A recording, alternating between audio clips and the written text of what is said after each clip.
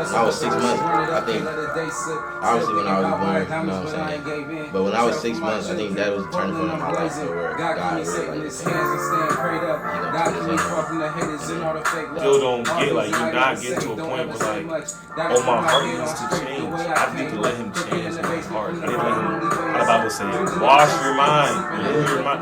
But you can't do it on you. You need him to do it for you. But, like, if you keep looking at him, it's like, yo, welcome back, family, to the Journey Podcast. And yo, it's Leakio, and this is the Takes a Village Podcast.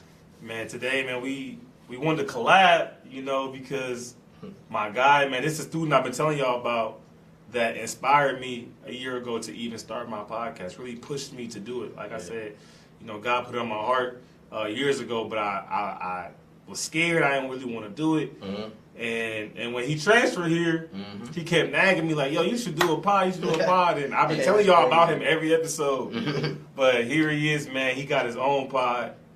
And I just want him to share a little bit of his story and how he got to where he at. Yeah, bro. I remember that vividly, yo. I remember I came in, and I forgot. I think we were in the gym when I first met you. Might have been in the gym. And I remember you introduced yourself, you started talking to me, and I don't know, you took me as your little brother ever since I stepped on campus. And then you was low-key pressing me about the pod. And I remember I'm just telling you like my life story, and you like, yo, that's crazy. And you just, you know, every day you just pushing me, just seeing if I'm locked in with my grades and stuff like that. And I remember I had brought up the podcast thing to you. Yeah. Like I was like, I told you I want to do one. And then you was like, yo, I'm trying to do one too. And I'm like, bro, do it. Pressing me, it was crazy. Pressing him. And then he like, all right, if I do it, you gonna get on the episode. I ain't never get on it. I was nervous. I was like, I don't know about all that. And then I remember you ended up doing it though. And I was like, all right. And then that motivated me, and I gonna lie, it motivated me to do it. And I was like, you know, I'm gonna start mine too. And I was started following with it. Now we got Takes a Village. Man, it takes a village. And Leakio. You heard? Nah, but like, you know, usually on my pod, I let the person talk and explain like, yo, this is where I started at, this is where I'm at now, and they kind of just walk us through that process, man. So you want like from young Lee, or wherever you want to start it at, man. Start that journey. Start where the excitement happens. You know, this is the Journey Podcast. This is the journey. You want the journey? I want the journey, but I want to hear about the village though. Okay, I got you. You know. So all right, look. I mean, a lot of my teammates know. A lot of my teammates know for sure. But when I was 6 months, I think, obviously when I was born, you know what I'm saying? But when I was 6 months, I think that was the turning point in my life for where God really like, okay, he going to put his hand on me. And then that's when my journey is going to start from right there. When I was 6 months, my pops went to prison for 17 years. And the last thing, my grandma, shout out to her. She the one that tells me stories about it because she was around and stuff like that. My mom be at work and stuff. But my grandma told me the last thing he came into the house. The last time she saw him, he came into the house. He picked me up. I was laying on the couch and I think I was drinking chocolate milk. She said, and he picked me up, gave me a kiss, ate some food, left, and then never came back. And he ended up going to prison for 17 years of my life. And throughout that whole process, I mean, like, my dad wasn't there, my mom and my grandmother, they was, you know, they took the roles of mom and dad. Yeah. And shout out to my mom, she straight soldier, she really stepped up and like took a charge of that. Yeah. And my uncle though, my mom's brother, shout out to him. When I was like 4 or 5, he brought me in as like I'm his nephew obviously, but as his little son too. Yeah. And he first he introduced me into sports. So I started playing football. In Columbus, I grew up in Columbus, Ohio, on the north side near Cambridge area at first, and then I ended up moving to the Hilltop area. And but he introduced me into football when I was like 4 years old. And I remember I went out, started playing. I ain't gonna lie, I was trash. I was little too. I'm tiny. Yeah. I'm tiny. Everybody else a little bit bigger. Everybody else 5. You know what I'm saying? But they big though. I'm little. And I remember we doing this one drill. You lay on your back. Nutcracker. Yes. You lay on your back. Coach blow the whistle. Boom! Man, I had the ball. And it was this bigger cat. Booms. Bow! and I'm just laying there, and I remember crying. I'm like 4 years old, so I go back home. You know, my mom, mama's boy. You know what I'm saying? She ain't going for it. I tell her, I'm like, Mom, I don't want to play football no more. So then, like, the next day, my uncle come and get me for practice. I'm behind my mom, I'm hiding. I'm like, nah, I don't want to go to practice. I don't want to go to practice. And my mom like, he ain't gotta go. He don't gotta go. You know what I'm saying? She taking up for me. You know what I'm saying? Because she got that soft spirit. I'm her son. You know what I'm saying? Her baby. But she ain't realizing like it's gonna make me tougher. Right. So she like, no, he don't gotta go. So my uncle said, all right, bet. I ain't play the rest of that year. That summer though, he took me to his backyard. We was in the backyard every day the whole summer. Footwork, cone drills, running back. That next year I came back, I was ready. I took off. I was a dog. I started playing for the Westmount Stars out on the hilltop in Columbus, Ohio. Carl J. Fulton League. Started playing for the Westmount Stars. And I was playing corner because I was little. And then that's where I really got my name and stuff from playing corner and stuff. I was locked down. And everybody started calling me Killer Smiles. That's my name out there, though. And when they see me, they be like, Killer Smiles, Killer Smiles. Because I was always smiling, you know, I was always energetic. And it was like I was a killer on the field. But throughout my life, like I probably say 2006, that's when my little brother was born. And then my little sister was born in 2008. And shout out to them, too. But that's when, you know, my life started to get older, and I started to realize my dad wasn't in my life. And it was more like conscious at that point. Yeah, because when I was like younger, I was playing, and I was always in sports. And I got so many uncles right now. Like, you know what I'm saying? They not blood, but they. I'm already knowing. Yeah, that's how the village be. Man, that's what I'm saying. Village. So like, when I was younger, I was always into sports, so it never like processed to me. You know what I'm saying? And like, I really didn't talk about it as much now with my mom about it. Like with my dad, like I never asked her that. Yeah. And I always was busy. I was outside playing with my friends, playing football, or climbing trees, or doing something kids ain't supposed to do, like a young, like running from dogs. You know what I'm saying? Anything. You in the neighborhood? Yeah, and I was always into sports, and I always was just like busy, and I never thought about my dad until my little brother and his sister. My little brother and sister came around, and their dad, he was in my life longer. You know what I'm saying? He was in life. I'm gonna talk about him too. He was in my life longer than they was. Yeah. So he grew up with me, and he wasn't my dad though. And I ain't gonna lie, we didn't see eye to eye. Yeah. And so fast forward, I'll say 2014. That's when I'm think I'm 13 now. No, I'm 14, and I'm getting ready to go into my freshman year of high school. That's crazy. And 2014, that's a great year. Man, I was 18. That's crazy. You was 18? I was 18. Yeah, you really young for real though. You really young. Only 4 years older than you. No, you young status. I only got 4 years on you, bro. 2014. But nah, 2014. You tripping? 2014. I really started. That's when I was getting ready to go into my freshman year of high school, and my stepdad, he ended up overdosing. Oh wow. Yeah, overdosing on drugs and stuff, and it hit me because it was like that was my closest person to like dad. You know what I mean? He's my stepdad, but he was around me, and my dad already incarcerated. I think I didn't even go visit my dad when he was in there because he always told my mom like, I don't want my son to see me like this. You know what I'm saying? So I never went to go visit him. I never talked to him on the phone, and I think I got one letter from him. I got one letter from him, and I mean I read, I was like 10. My mom was reading it to me and stuff like that, but I didn't know no better. You know what I'm saying? I think I started to go outside and start playing or something. Right. You know what I'm saying? But 2014, my little brother and sister dad overdosed, and after that, it like my mom literally at that time it was hard for us, our family wise. Like we were moving from house to house, and my mom, she was getting tired of it and stuff like that. And I remember I was playing football at the Carl J. Fultons because you go to your micro, junior, senior, you get 2 years on each level. It was my last year, and I remember I was going to a school called Finley Middle School. And I had to leave because we moved, and it was getting hard. My mom couldn't get me there. Right. And the bus where I was living on the south side, and the school was on the west side of Columbus. and the buses don't come that far. So I was a car rider. Car problems started happening, and it was hard for me to get there. I started missing a few days of school. You know what I'm saying? So at that point, for sure. So my mom had to switch me schools, and I was sad about that. And at one point, I ended up a mentor. And shout out to him, man. Westland Youth Travel Football League in the Carl J. Fulton, man. Shout out to Mario, man. Mario. And shout out to Sarabo family. They took me in when I was during that time, and I stayed with them for like 6 months. Wow. And they was taking me to Finland Middle School because I didn't want to leave that school. And I was playing football on his team, so he was my coach. And I stayed with them for like 6 months, and I was in there, you know.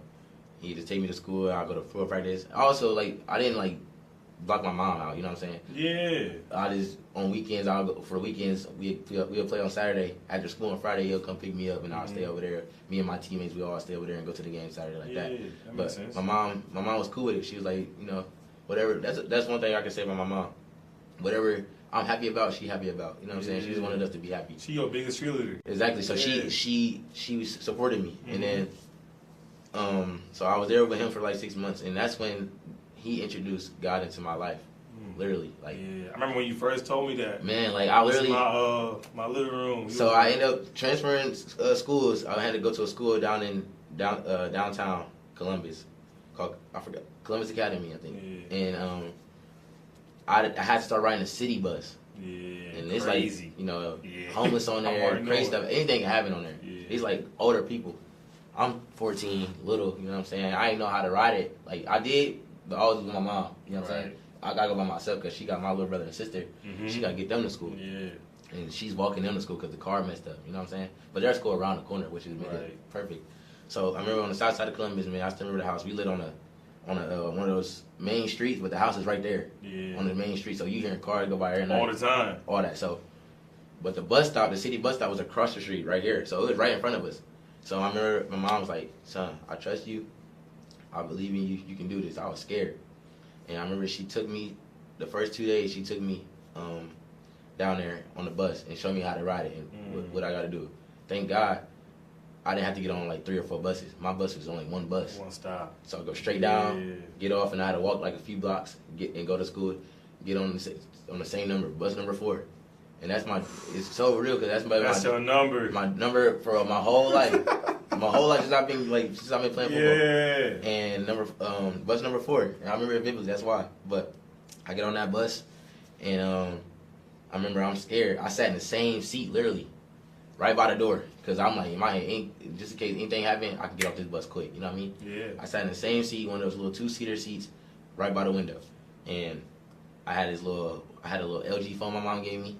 She bought me a little something so I can talk. There wasn't no iPhone, none of that. I had a little LG phone. I could listen to music. I got you through. And I had gospel music on there. Yeah. I'm listening to Kirk Franklin and Marvin Sapp. And I remember I'm listening to the same songs on there. I'll play that in my headphones.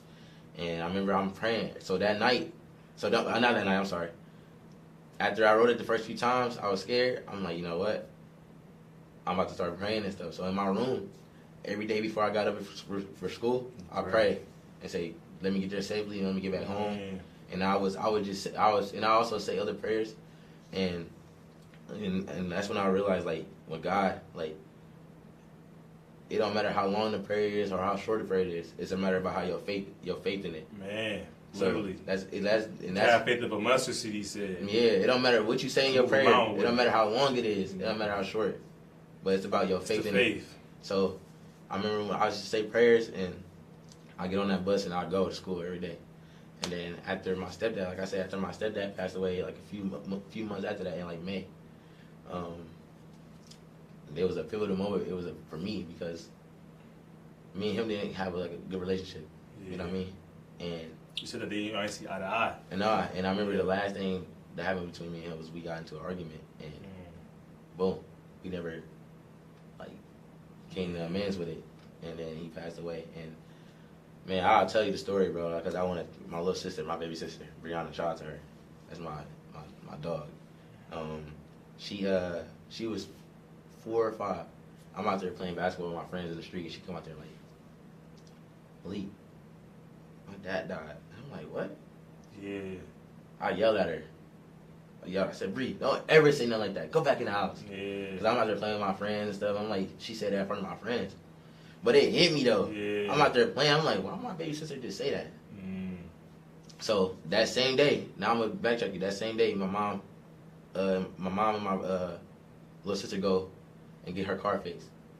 And me and my brother in the house, and I remember this vividly. Two guys come to our door and knock on the door.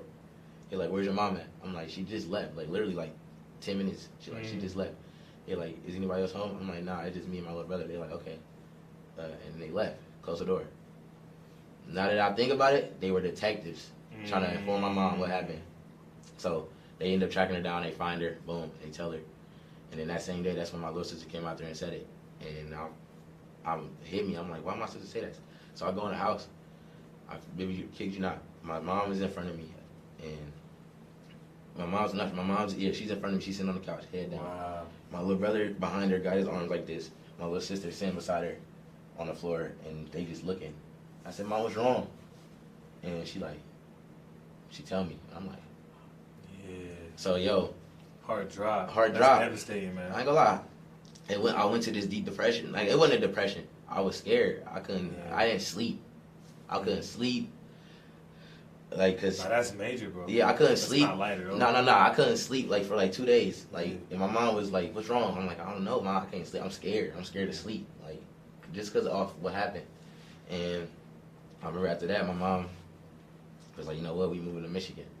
Yo, I said, "Heck no." She said, "We're going to Detroit, Michigan, because my aunt lives up there." And this is crazy. I got words about this. So, me and my aunt, we all cool. My aunt, she got 2 girls, 1 boy, and my mom got the opposite, 2 boys, 1 girl. Yeah. So, they live in Detroit. They moved in like 2012 or something like that. So, me and my mom, we used to go to Detroit and visit, and she lived on, my aunt at the time, she lived on Joy Road. It's a famous street. You know, right. You heard of it? Joy Road 6. Yeah. So she lived on Joy Road in Fielding, and we go up there and visit. My school, Detroit Cody. Now, mind you, I don't know this. Detroit Cody is 3 blocks over where I graduated from for high school, and I never knew that. I used to be out there playing everything.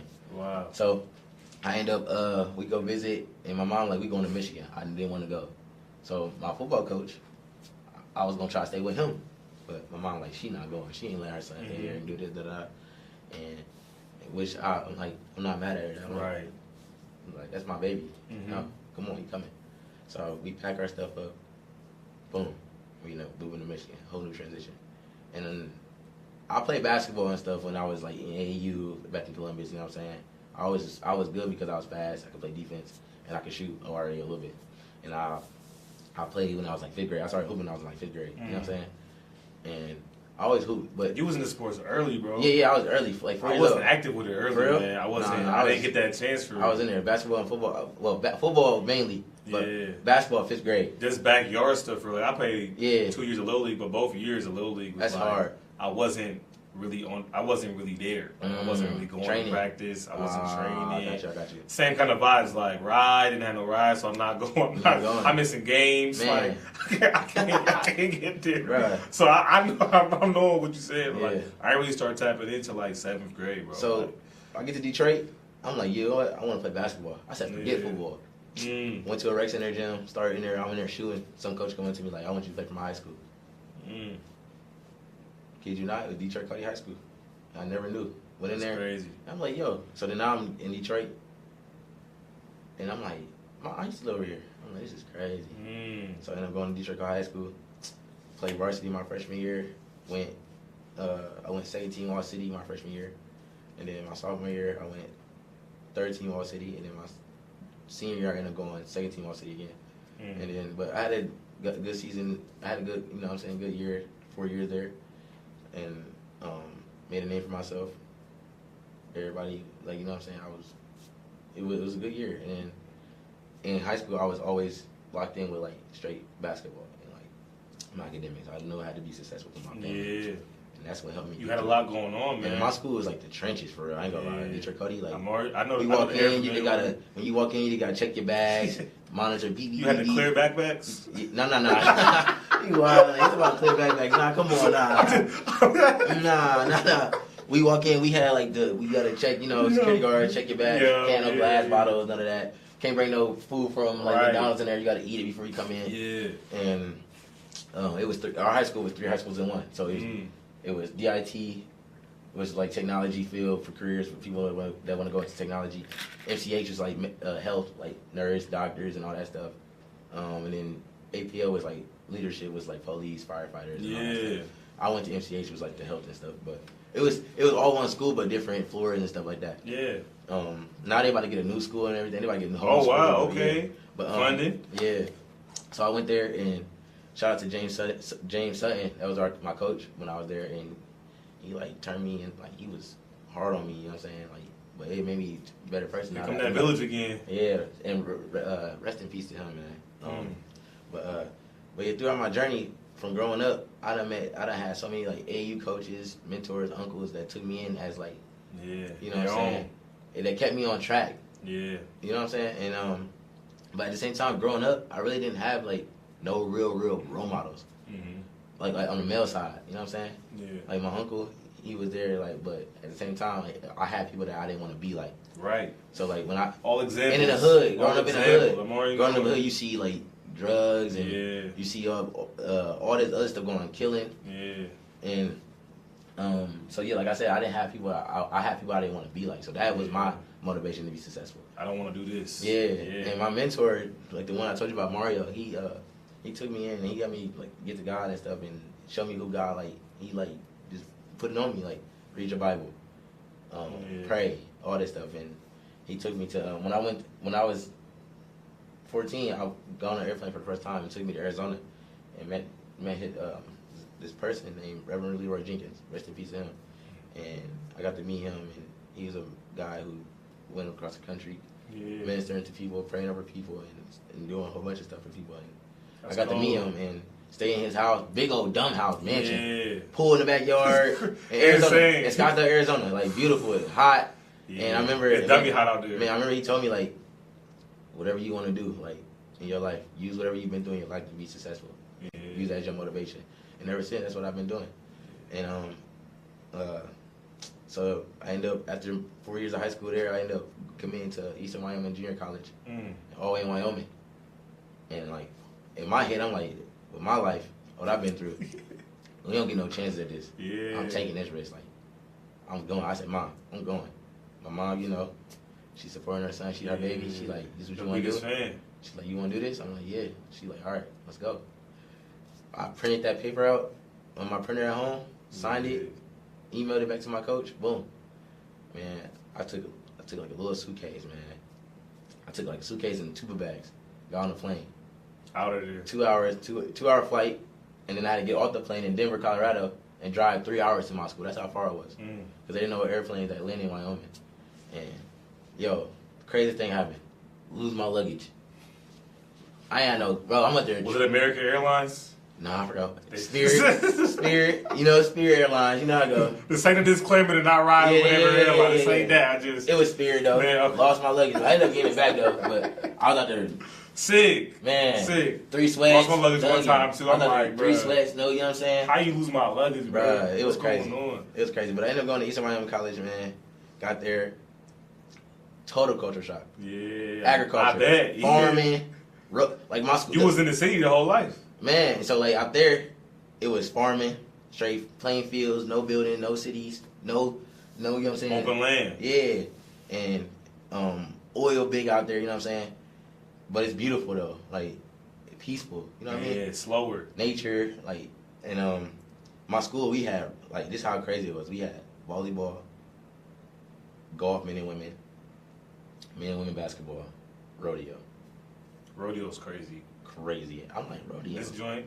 Yeah, like bulls, jumping off horses, tying up goats. Like, I went to one of them. I ain't gonna lie, it's lit though. They be out there turning. I ain't gonna lie, it's crazy. But it was a straight culture shock for me. I ain't never seen that. Like, dudes out there, jeans, big buckle. Big buckles. Yeah, big boots too. Yo, I'm coming out Nike Tech. That's not fly out there. That's like they everyday business of flannel, jeans, buckle. The jeans got brown mud on them still. Like, that's cold. I'm like, that's cold out there. You know what I'm saying? They going crazy. And I heard a story. Dude said you just buy one hat, and that hat that's like your buddy for life. Yo, like, but when I went out there though, like you not Christy with open arms though. Like, you know what I'm saying?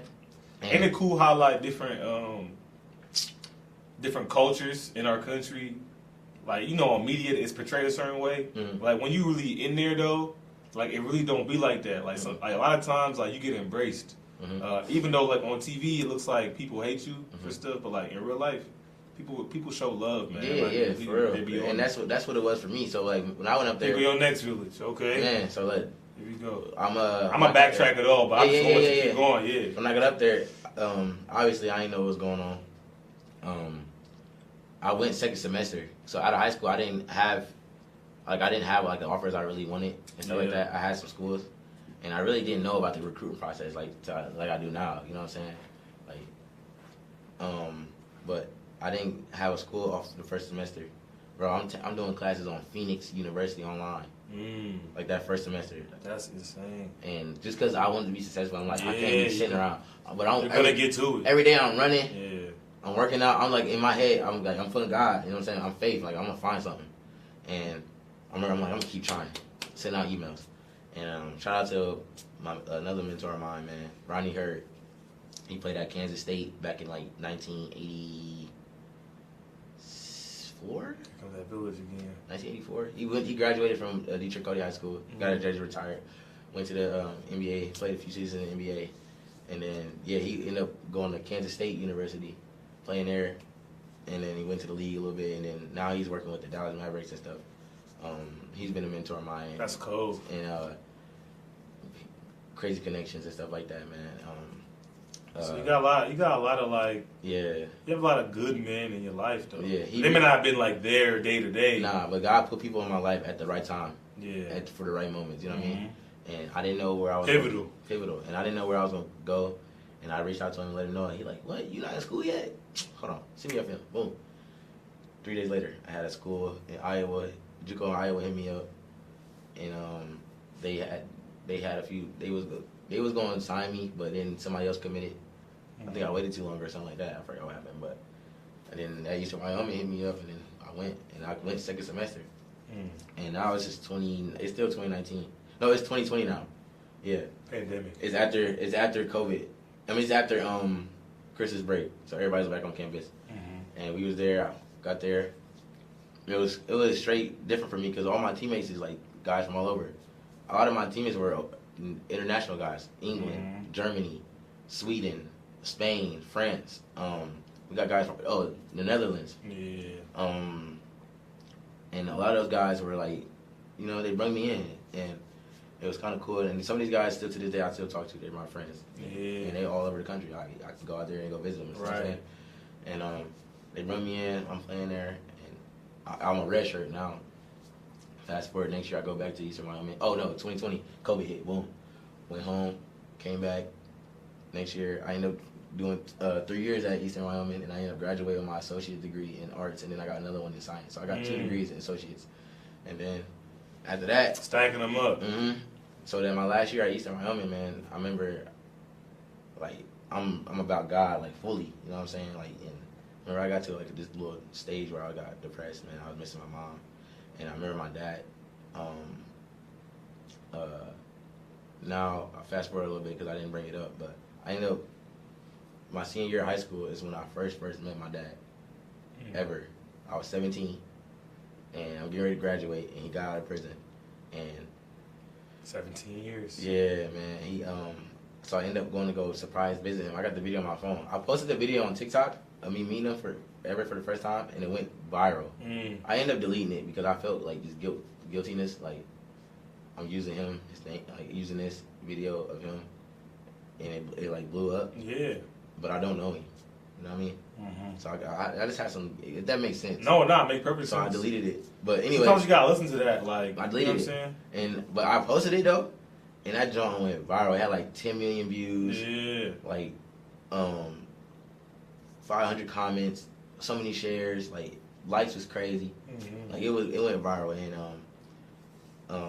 I met him for the first time, and it was so weird. Like I didn't know what to say. I think the first thing I said to him was like, "Bro, you ugly, bro." Literally. I said, that's the first thing I said to him, literally. Like, I didn't know what to say. I walked in, I'm in the house, I'm hiding behind the door, and he walked into the room, and I was like, yo. I just pop out, and he said, Like the video was crazy, Yeah. and he's like, "Oh my god, like what?" Nah, he was in shock too, and the first thing I said was like, "Yeah, you ugly." and then like after that, I try to dap him up. He like, "Nah, give me a hug," and hug me then. Yeah. But yeah, I met him for the first time, and our relationship right now is still not like 100%. It's so hard. It's got hard. 17 years. It's a hard situation. You know what I'm saying? Yeah. I'm 23 now, and he had like he missed so much, and like I'm getting older now and stuff like that. But maybe there's gonna be a time where we try to like build our relationship up and stuff like that. Definitely, a lot of it is a lot of that stuff is, if I can interject, is just, you know how people talk about the fruits of the spirit, stuff like that. So like people don't talk about the fruits of the flesh. Yeah. And it's the reason why I'm like smiling about it is because like you underestimate how much like you get influenced in your flesh. Facts. Like, so you like, bro, you went 18 years, 17 years, whatever, without your pops, bro. So like that's like a seed in your heart that was brewing for 17 years, fam. Like that's a big tree. Yeah. It's not no seed no more. Like that's a big tree. When I was 6 months, so like you feel me? That's a long time of like absence that grew in your heart. So like it's not gonna take an overnight visit. It's gonna take some time for you to. Cause people like this, people do, bro. They end up cutting off like fruit. So like if that tree or that seed produced the tree, and the tree, like let's just say it grows apples for fun. What you're gonna try to do is you're gonna try to cut the apples off the tree. Be like, oh yeah, like that's just all the problem. Like, bro, the tree's still there. It's still there. And so like people try to like hack the tree down. Like, oh, if I just cut the tree down, it's gonna be cool. Like, nah, bro, the stump is still there. Yeah. And so you gotta really pull the tree out of the ground. Like you gotta pull the roots out. But pulling the roots out, like, you can't do it. Like God has to do that. Exactly. And like you gotta let God do it. And in that process, one, is painful. Facts. And two, like you gotta get to a place where you're actually submitted to Him. And three, like it's gonna cost you. Like it's gonna cost you, bro. So like your life's gonna look differently afterwards. You're not gonna be living the same. So like that last part is just fear. Like it's just fear. What you just said, like, so like I swear I always think about like how would my life look if he was in my life? Would I be here? Would I be in my life right now? So that's why I said I thank God for every situation that He put me into in my life. Debbie was planned by God. You know, the Bible says stuff like God is the father of the fatherless.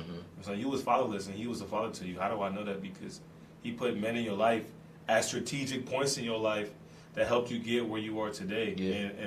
And I mean, I ain't gonna finish your story for you, but like, look where you ended up at. So far, like, you at a Christian university, like, not planned by you. You know what I'm saying? Not planned by the men in your life, but like orchestrated steps. Like many of the plans that the man makes, but God orders your steps. I always tell my little brother, my little sister, like, God gonna take you through a journey that you never know you needed.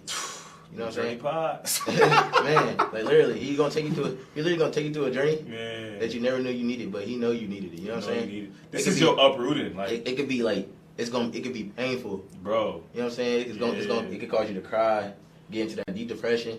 But when you come out of that, oh my God, watch out. Bro, for real. Like, even for you, like now, like when you graduate from here, when you leave here, like God is still pulling that. Nah. He's pulling that joint out of you, getting started, bro. You just getting started. So like I was saying, after I met him and stuff, our relationship wasn't all there, but I still was like locked in with my, you know what I'm saying? Locked in with myself. I knew like, yo, everything that I've been through growing up as a kid, you know what I'm saying? Like, there's so many stories I could tell, like being in a house fire. When I was 4 years old, I was in the middle of a shootout, me and my grandma, and my grandma saved me.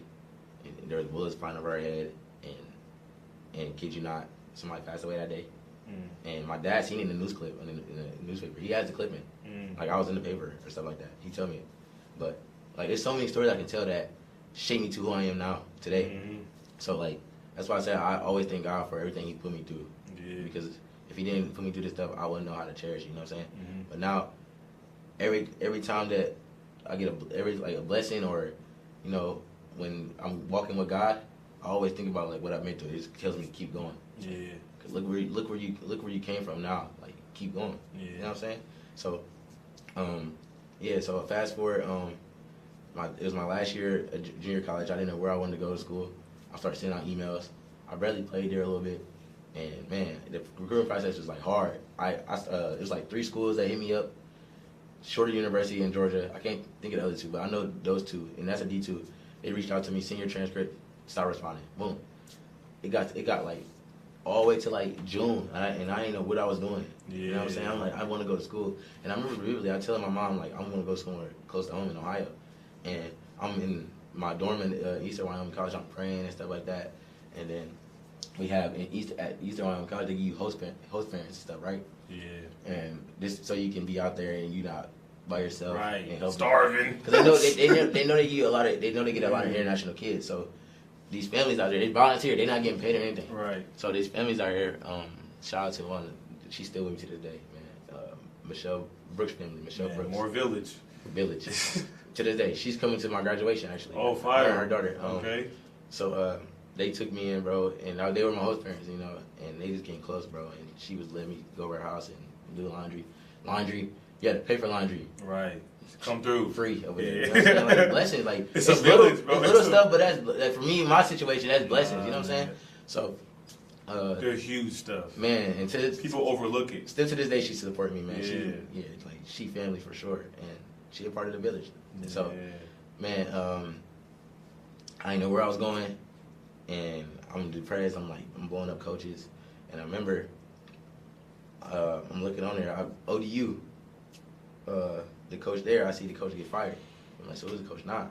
And then I see the Malone coach got hired there. I'm like, dang, Malone don't got a coach. So I'm like, who the coach? So I'm looking, boom, out of nowhere, on Twitter, Coach Walrat gets hired. But I'm already following him though before he got hired. So I'm like, okay. So I DM him, hit him up, boom. 2 days later, I think he responded, hit me up, and then at the same time, he's getting ready to move, processing. Right. So I'm blowing him up, not gonna lie, I'm blowing him up, sending my stuff, and then we finally get on the phone and talk. I tell him my situation. At the same time, me and my dad are trying to make amends, and I'm already like, I'm worried about a million different things. I'm worried about basketball and this. Yeah. And I kid you not, in July, my dad get hit by a car. Boom. So that put me into a state. I'm like, what? He got hit by a car, broke all his teeth going. He swallowed like 3 or 4. Punctured lung. Legs is messed up. Was in the hospital for like 3 or 4 or 5 days, like a week or so. That's insane. So that's all through the recruiting process, and all this stuff's going on. I'm working with my mentor, his son. They got their own construction company called Survival Construction. Shout out to them, man, in Columbus. One of the top construction companies in Columbus. So, yeah, they rebuilds, remodels, paint, all that stuff. Shout out to them, man, out there, Survival Construction. Anyways, yeah, I'm painting with him, working with him. We going to Cincinnati and back every morning from 8 in the morning to like 4 p.m. We driving back. Yeah. Traffic crazy. And I'm in there like, bro, I don't know where I'm going. So at first I was going to go to a school called Brescia University in Kentucky. It's a Catholic school. But in my heart, I'm like, this don't feel right. I didn't talk to the head coach until the head coach wouldn't talk to me until I said I was committed. I'm like, yeah, I'm not about to commit. Right. You know what I'm saying? So then I'm talking to Coach Walrap, and then he called me, and he hit me up. Boom. After that, we started talking, and then like a week later, I was on my own campus. And then I'm like, yo, what the heck? Christian school, D2. I'm like, yo, coach bringing all these transfers. You know what I'm saying? A lot of y'all boys. It was crazy. And then fast forward, man, next year, and then, you know what I'm saying? But like, I could say throughout my life, the biggest things that put, like, I done seen so much, like, drugs and there's so much stuff going up in the hood you see every day, and fights and all that stuff. But like me, I just use it as motivation to be successful. And like I said, I didn't have no role models. I just had people I didn't want to be like. So that was my motivation. And then God also laid His hand on me, and just like to this day, like I always say, like I'm using every green light you give me. I'm taking every green light you give me. I look at it as a light, traffic light, like green light. I'm going. So with God, He's been walking with me ever since I've been, you know what I'm saying? Little. And to this day, like He's always pushing me.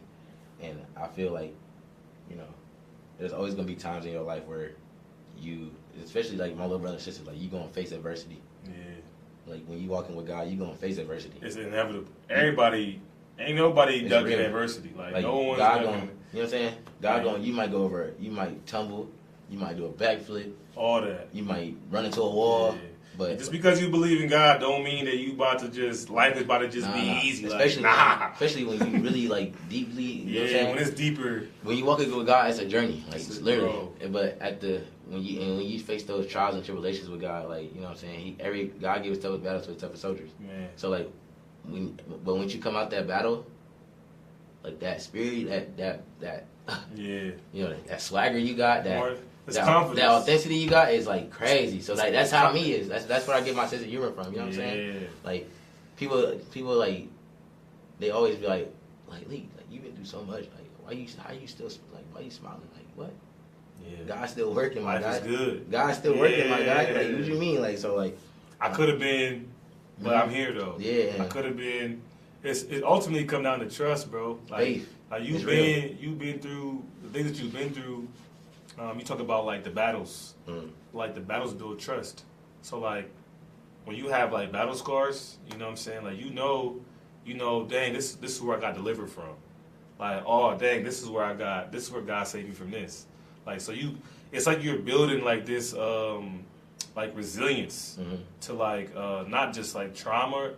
Like that stuff is deep and that stuff is real, but like it's more so like when you get into a relationship with God, like because this is a relationship, it's not a religion, man, it's a relationship.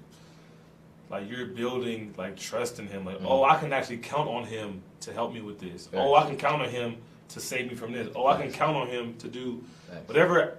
You can count on Him. That's the point. Yeah. You gotta build. It's like you gotta build it, like because when you was first on that bus. You were scared to go on that bus. What you started doing, you said you started to pray. Yeah. You feel me? And now you on the bus. When you said you couldn't find a college, what'd you do? You started to pray. And now you found a school. Like you said you had no role models, but yet you still had these coaches, these host families. You still had these people in your life. Bro, it's like you learned how to trust God more, and now you here. Now you here, bro. So like I said, God throughout my life, God has put people into my life at the right time, and has blessed me to walk and bring me to where I'm at today and get me to where I'm today, bro. And He's gonna take you where you need to go. And that's why I say it ain't stopping. It really takes a village. Dude. That's why I came up with that. Like it takes a village. That's cold, bro. Because like I feel like I got the inside scoop on why it really is. Yeah. No, seriously, like, it takes a village to bring a poor kid, or a kid who ain't got nothing, and turn them into something. Yeah. You know what I'm saying? So like, nah, for real. Even a kid, I would even say on the opposite side. They have everything, but they don't have the people in their life to give them discipline. Exactly. To give them resilience. And you see that so much in life, and that's one of the reasons why I chose psychology as my major. Because like in Eastern, I didn't know what I wanted to do, but I always knew that I wanted to like use my voice and talk and stuff like that. And my grandmother, like I said, she saved my life when I was like 4. Yeah, you said. She shootout. Yeah, like we was there, but my grandmother always been around. And I'll share this too. Also, my grandmother is paranoid schizophrenic.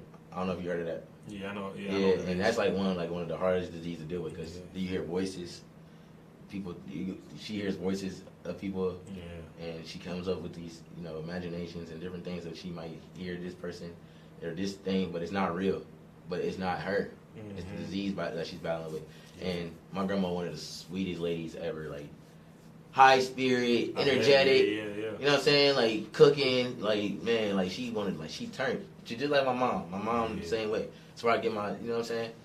And my grandmother, like, she really like played a role in it, because I was around her a lot. You know what I'm saying? And just watching her go fight that battle, adversity of facing that disease, just motivated me. Like, man, like you no matter what you going through in your life, disease, sickness, anything, you still could be somebody, and you still can leave an impact on somebody. You know 100%. what I mean? Yeah, 100%, bro. So keep going, bro. Yeah, so that's why I say like psychology. This thing for me is like it's deep, and that's why I want to go with the youth, just because of my story. You know what I'm saying? There's so many kids out here who don't have family, who don't have mom or dad. Right. You know what I'm saying? I have my mom. I was blessed, and me and my twin, like me and her, we locked. You know what I'm saying? But there's so many kids out here who don't have nothing, and they trying to find a way to manage life. And like I just want to use my story to motivate them, even older people, not just the youth, but older cats. You know what I'm saying? Yeah, for sure.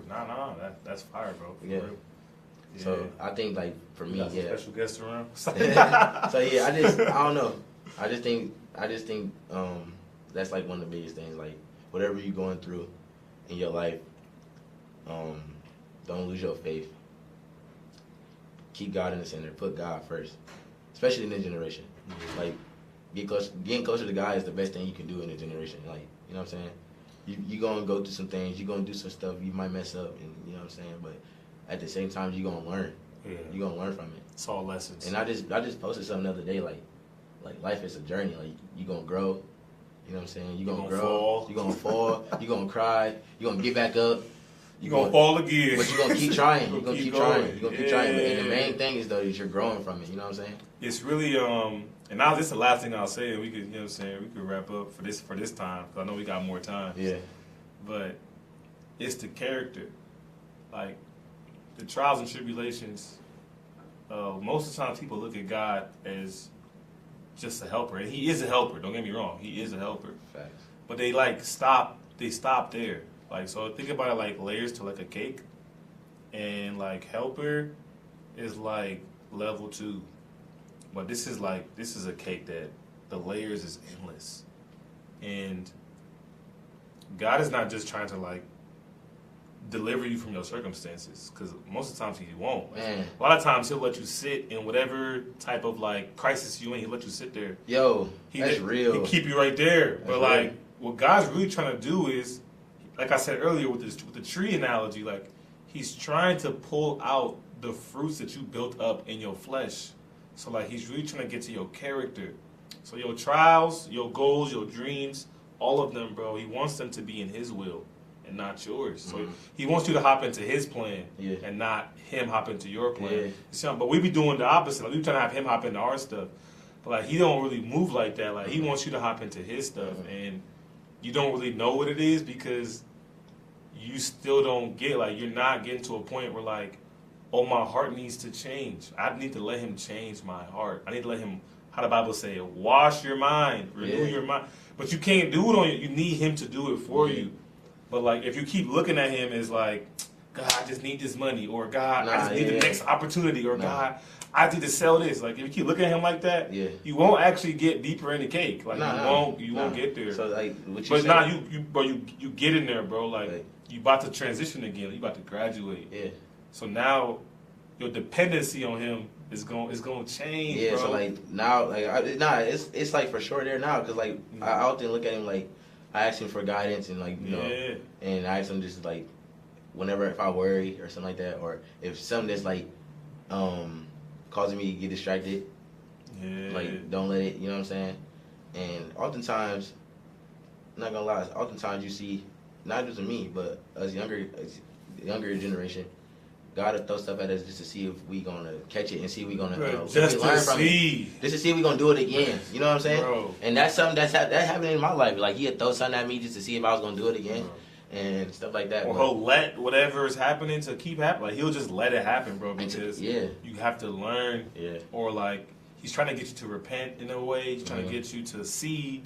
That like let me change your heart, like let me change it. And that's all part of like the gift of discernment and stuff like that. That's something that I've been learning it like, and once you keep allowing God to play a role in your life, you start to get the gift of discernment. And you start to realize what it is and stuff like that. So that's something that my mentor it's huge on character, bro. That's something my mentor like he preached to me about also, and I remember him like I used to watch him, and also being around him, seeing that was also stuff that like. Gave me like it was God led. I used to see him, for example. I'll share this.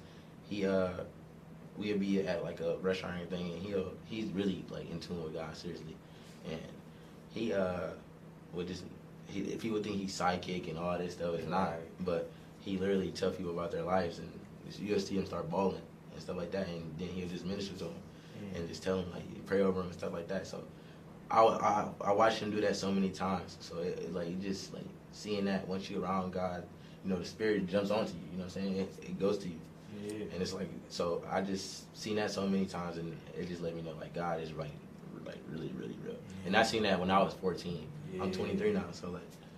You know what's going on. Yeah, so for you, like I said, man, at this point, for your walk, for your journey, for the village, it's just more about knowing God's heart. Yeah, and I'm not perfect, you know what I'm saying? I'm still out here learning. I'm still trying to figure out myself, you know what I'm saying? I'm still out here being me, but at the same time, somebody told you that was perfect, bro. They're cat. Yeah. Like, okay. I'm still learning every day, and I'm still trying to like, you know, I'm still trying to like learn myself and make sure I'm straight, make sure everything's good, trying to keep the mental right.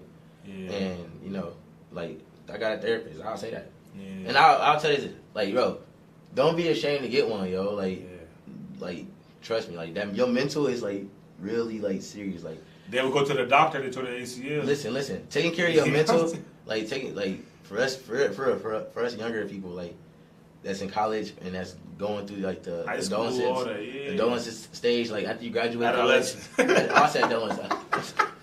Cut that. Adolescence. The adolescence. Adolescence. Hey, nah, that's crazy. What you just talking about that? The adolescent stage, man. Listen.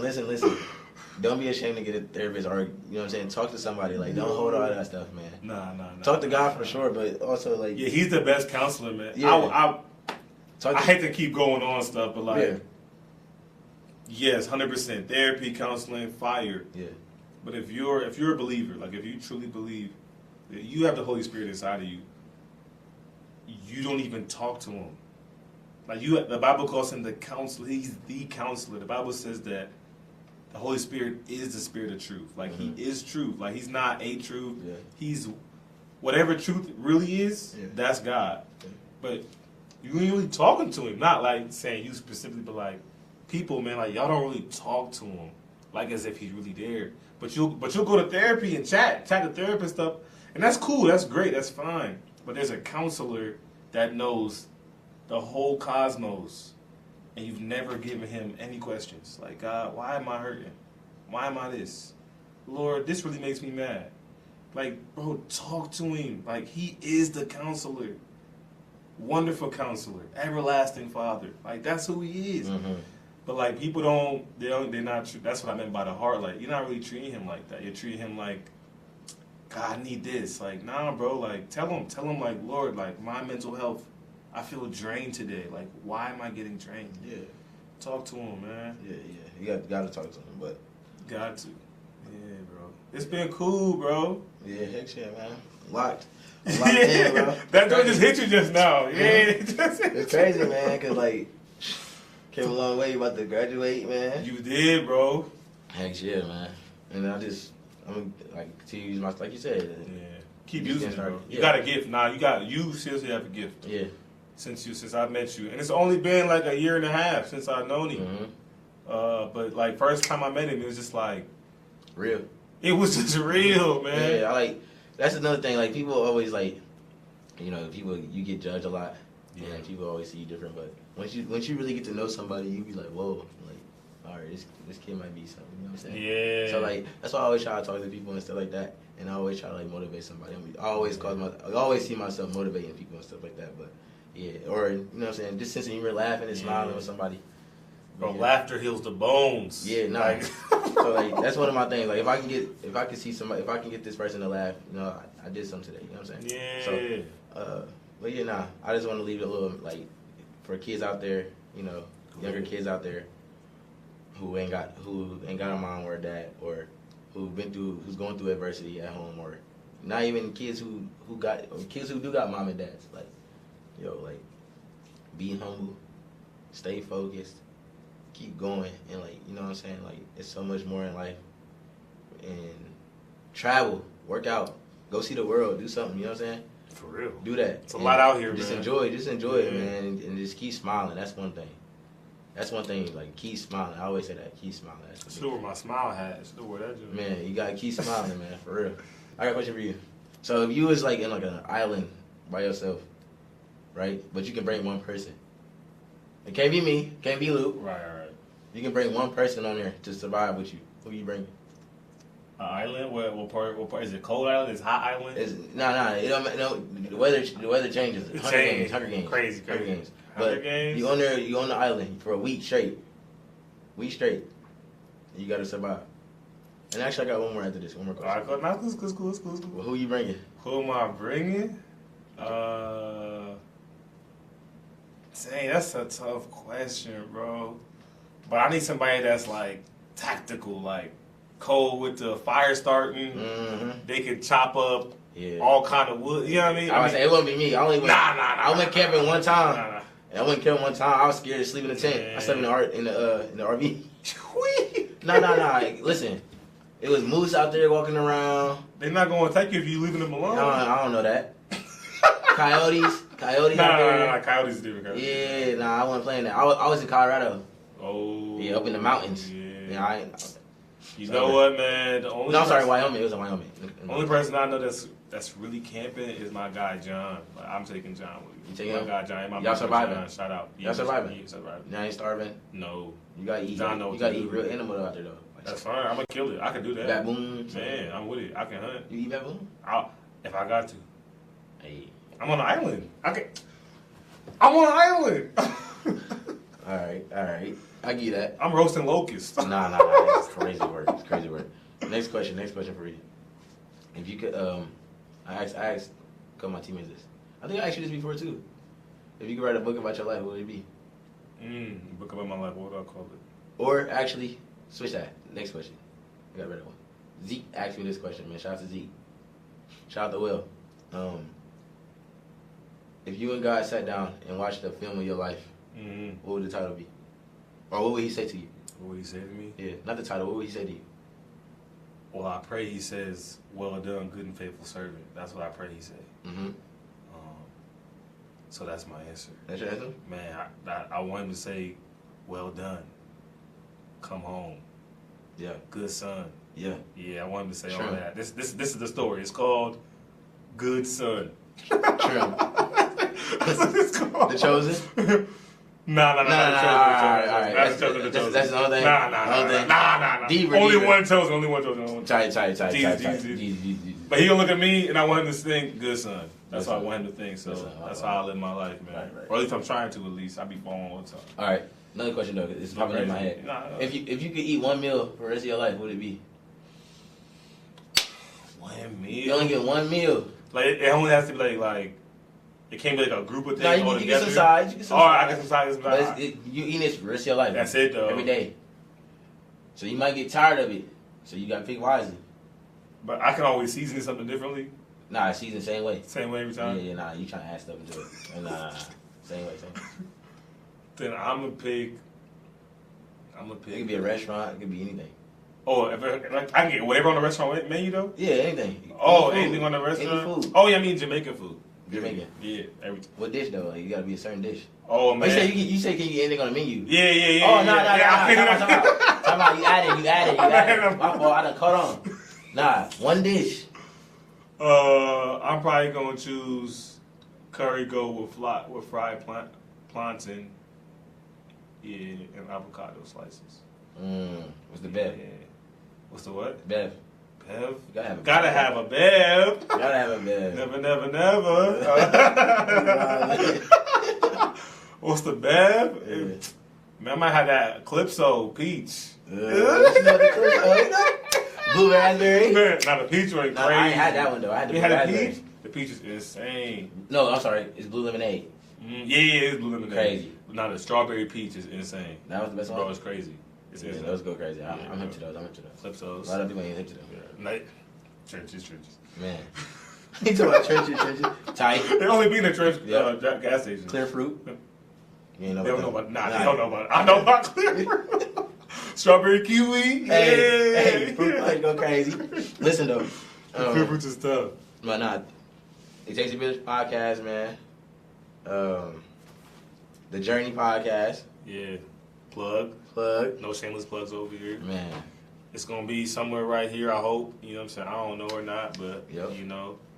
Add his gram, all that on there. Yeah. Add the gram. Somewhere over here. I don't know. Somewhere up there, right here. You know what I'm saying?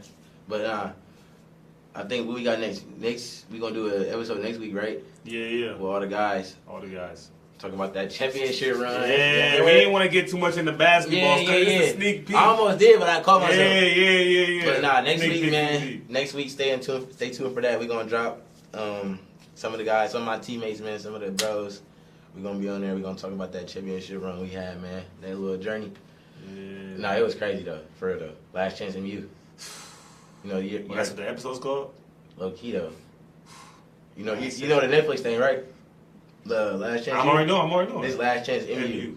Last Chance MU. Ooh. Trim. Plug. True. But, that's it. That's what we got for the episode, man. That's it. Dirty Podcast. It takes a village. Peace.